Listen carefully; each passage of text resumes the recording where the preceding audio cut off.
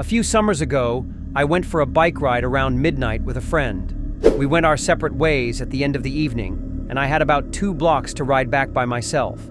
Because of construction, I had to ride on the sidewalk, but the streets were dead. But it wasn't a problem until right where I was about to turn left onto my street. There was this man walking by himself, maybe 40s, a little scruffy but not homeless.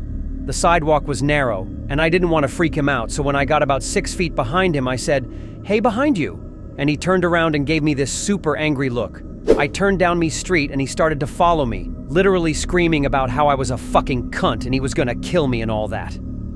I live right off the corner, and I didn't want him to figure that out, so I decided to do another loop around the block.